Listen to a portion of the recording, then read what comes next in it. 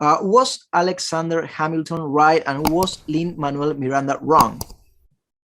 Well, it wasn't that Miranda was wrong. It's just he has so much talent, right? And he's a smart guy.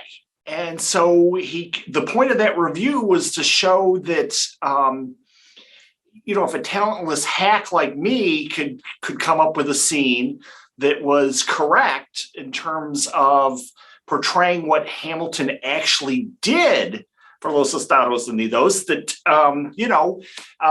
Lin could have done it as well and made it even snappier.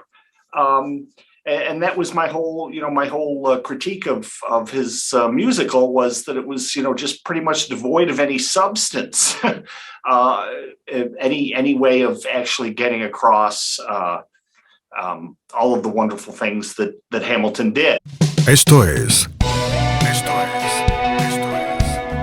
La Inquietud con Garret Edwards, el lugar donde hay más preguntas que certezas.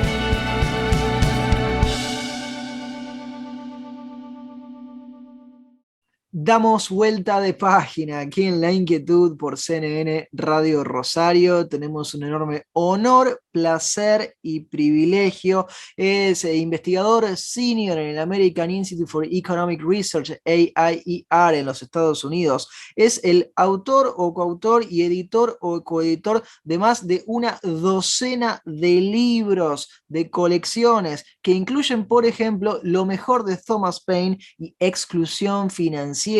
Ha sido autor y coautor de numerosos artículos para las revistas académicas más importantes del mundo, incluyendo la American Economic Review, Business History Review, Independent Review, Journal of Private Enterprise, Review of Finance, Southern Economic Review, entre otras más. Ha sido profesor a nivel universitario, enseñando negocios, economía, políticas públicas en la Universidad de Augustana, en la Universidad de Nueva York, en la Universidad Temple, en la Universidad de Virginia y en otros lados, además de que es doctor en Historia por la Universidad Estatal de Nueva York en Buffalo. Es Robert E. Wright quien está del otro lado. Robert, so pleased to have you here with us today. Garret Edwards here on the other side.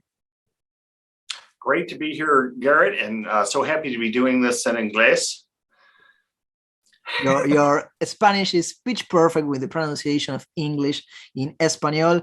As we said, we are pleased to have you here with us, Robert. So many things to talk about, but I want to start with one that's really personal to you, because you've even written the musical Hamilton from the perspective of financial history in verse. So it's a two-part question. Was Alexander Hamilton right, and was Lin-Manuel Miranda wrong? Well, it wasn't that Miranda was wrong. It's just he has so much talent, right? And he's a smart guy. And so the point of that review was to show that, if a talentless hack like me could come up with a scene that was correct in terms of portraying what Hamilton actually did for Los Estados Unidos, that, Lin could have done it as well and made it even snappier. And that was my whole critique of his musical, was that it was, just pretty much devoid of any substance, any way of actually getting across all of the wonderful things that Hamilton did, which was basically funding the debt that we created during the Revolutionary War, and making sure that the people who owned the bonds got repaid back on reasonable terms that they agreed to. It was a bad situation, but Hamilton made sense of it all and established America's very strong credit standing that we've had for a couple of centuries. We're probably going to lose it here soon, but it held us in great stead during our Civil War, for example, which led to the ending of chattel slavery and our participation in the Great War. which wasn't very long, but which at the margin, won it for the side of the good guys. And then during the Second World War, where we fought simultaneously on two fronts, and won, pretty quickly and handily, because the government was able to borrow because of the system that Alexander Hamilton put into place. You could even argue that we won the Cold War because of it, because we basically just outspent the Russians, the Soviets, until their economy broke. So and we did we did that through debt finance, which Hamilton helped us to understand. Now, since then, we've gone down the wrong path, and it may end up being our undoing. But there's a famous quotation from Hamilton, yes, that is often elided. But the full quotation is, "A national debt, if it is not excessive, will be to us a national blessing." And a lot of times people will leave out that if it is not excessive part, but that was a key component of it. He didn't believe in just issuing debt. He believed in issuing debt under the right circumstances, so long as there was already in place a tax that would extinguish the debt. And that's very different from what we do today, which is just print money and print bonds and kick the can down the road, and which and I realize you're in Argentina, and that this is a sore subject for you guys. And, we know that. Yes, you know debt, and inflation, and borderline hyperinflation, and the currency losing a lot of its value very quickly, and we had that happen several times in U.S. history, and once during the American Revolution, and then in the South during the Civil War, and we don't want it to happen again. Though there might not be anything we can do about it at this point. Robert, I know academics always try not to generalize, but since you talked about the wrong path that the United States may have taken, and that it could be its undoing, and this idea that they keep kicking the can to the unknown future, I'm going to ask you a question that gets asked a lot in Latin America. Mario Vargas Llosa, the Nobel Prize laureate in literature, was the one who coined it for Peru. I'm going to be paraphrasing it. It was quite harsher in the Spanish version, because he asked, when did Peru got screwed, when it ended up taking the wrong path? When do you think the United States of America took that wrong path? I think after 9/11, after the terrorist attacks, we went to war without declaring war officially. And we financed that war not in the Hamiltonian style of, okay, so we're going to spend so much money. How are we going to make sure that we have the funds in the future to service the debt and to repay the principal? We just hit it. It was the Afghanistan and Iraq wars were funded through continuing budget resolutions. So really just not budgets at all, basically. And a lot of the money disappeared. The Department of Defense has still not cleared independent outside audits. The number of $1 trillion that are missing varies depending on who you ask, but the mere fact that it is in the trillions of dollars, suggests the scope of the accounting shell games that the government's been playing now for several decades.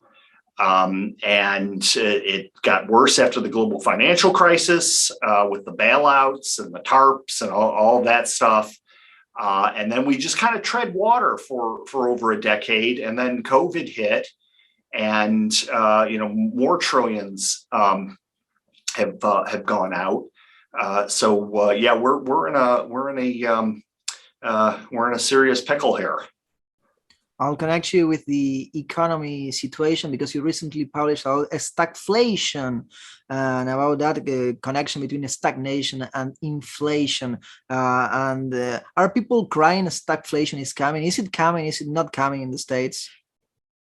Well, I think it's already here. The economy is not really growing robustly, especially when you think in terms of the natural rebound from the lockdowns and the COVID recovery, right? It would be a miracle if certain metrics weren't getting like unemployment weren't getting somewhat better, for example. But the economy is not growing robustly, and yet we have very high levels of inflation, and it's difficult to quantify them. I mean, the CPI, the most recent reading was 7.9%. This in a country that for a couple of decades has had trouble getting to a 2% target, right? We've been below that for a long time, and suddenly it's at 8%, and that is the CPI, which has been changed since the 1970s. There are various ways that the government statisticians can tamp down on that figure.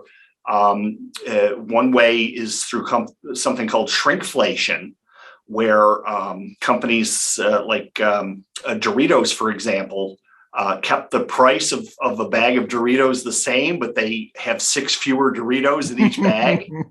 It's like we're gonna use another brand there. It's like the Toblerone effect at some places where you get like more air between each Toblerone piece. I'm not kidding. Yeah. There are pictures. Yeah. Yes. So they don't do a good job of factoring that in. They seem to go way overboard when it comes to technology. Granted, I have a computer in my pocket right now that does far more than the 386 big old desktop that I had back in the early 1990s. And you can carry it in your pocket, so that's even better. That's even better. So there should definitely be some adjustments, but it seems that they go overboard sometimes, and they don't take into account the fact that you really need a smartphone these days in order to function as an adult, basically. So, and they also have and the scary part is they also have an incentive to keep that number down at this point for political reasons, as political cover for the president, but also because we have one cola in this country. And my piece on colas haven't come out yet, but this is, I don't mean Cokes. I mean cost of living adjustment, COLA in Inglés. We only have one of those really that's substantial, and that's for Social Security. But that's tens of millions of people. Yeah. So the government has an incentive to keep that CPI number as low as possible so that it doesn't have to raise people's Social Security payments. Because our Social Security system, which is a different part of our budget from our national debt, is also in deep trouble. They're going to have to raise payroll taxes soon or cut benefits. So, and then don't even get me started on the healthcare, where we might be 100 and I hear sometimes $200 trillion in the hole.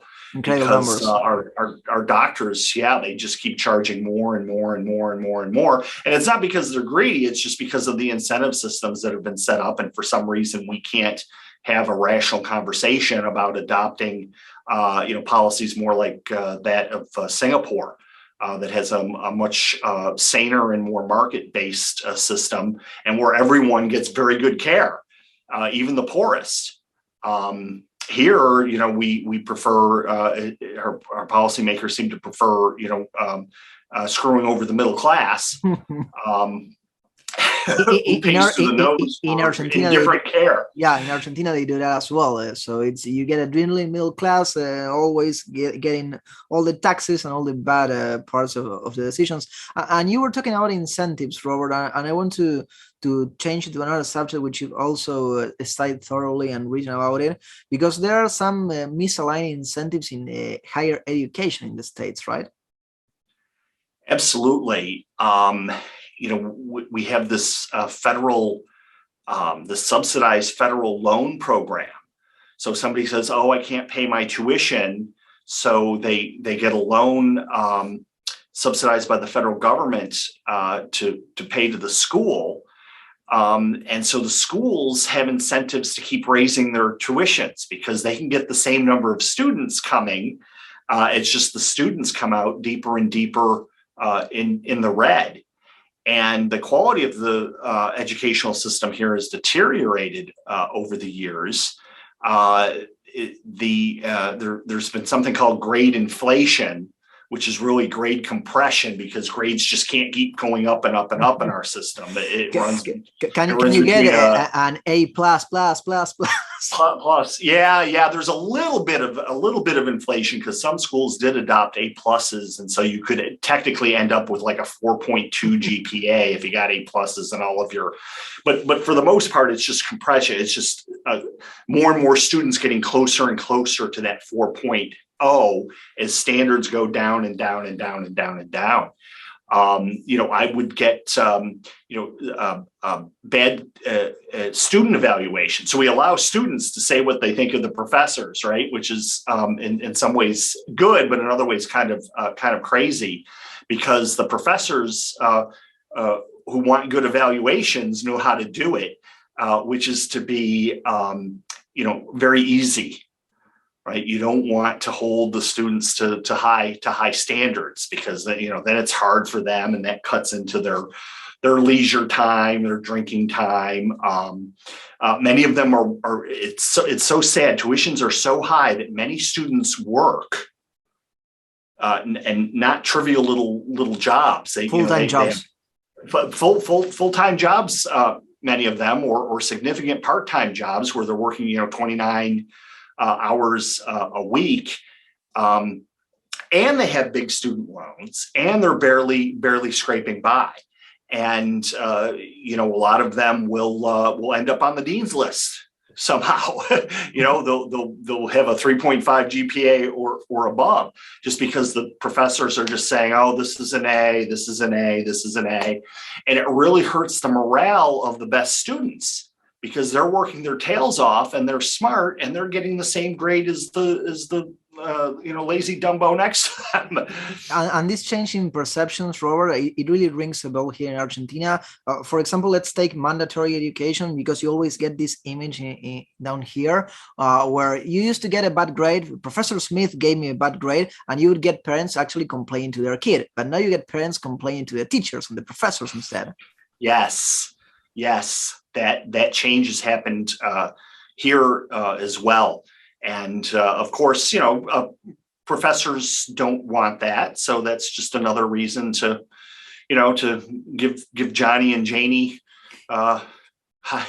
give them A's and hope that there are no complaints.